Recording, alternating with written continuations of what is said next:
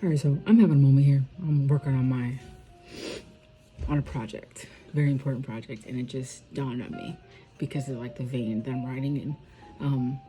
I came from like God delivered me from like deep depression, right? 9 years of that, and I had this thought. I'm like I've learned through time that depression is a weapon of the enemy, and I know people get up in arms about depression because they don't want to hear sometimes that it's spiritual. And I think all of it, I feel like almost all of mental health challenges that the world calls mental illness is spiritual. And what made me think about it is the enemy does not want to see family, marriage, and definitely not the birth of children, especially children that come from marriages of godly people that God has put together. Those children, I believe, and just like birth in general, the enemy doesn't like, because he doesn't like us. So it's no wonder why people miscarry so often. It's no wonder why he wants people to abort their children. And so it's like, I thought, if he can't get you to abort your child and he can't miscarry the baby, what does he do?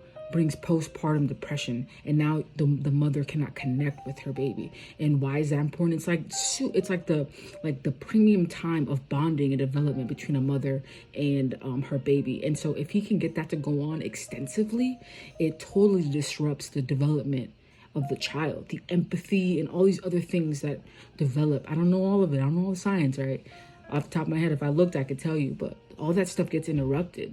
And what else would he want but to disrupt that bond and cause early childhood trauma? Just like some people, you get traumatized from the womb, you know what I mean? And so add to that why it just looks like one more spiritual warfare tool.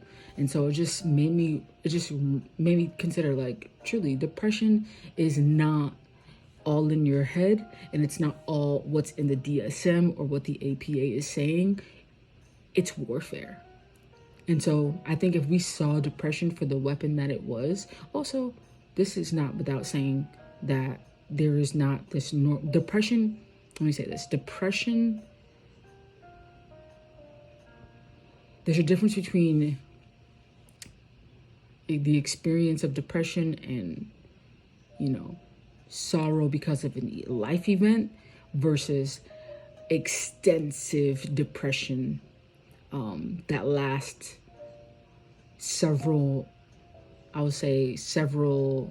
I would say once you start getting into the years, because certain life events could cause you to be depressed for days, weeks, or months. But once you go and you've been depressed for years and years and years and years, you don't come out of it, you have to start questioning.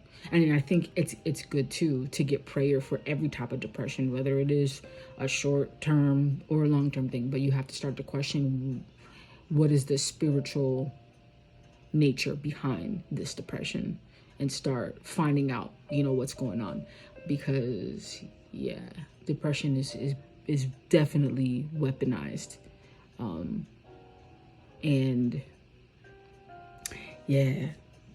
let me know what y'all think in the comments, and if you have an experience with depression, or how God has been walking you through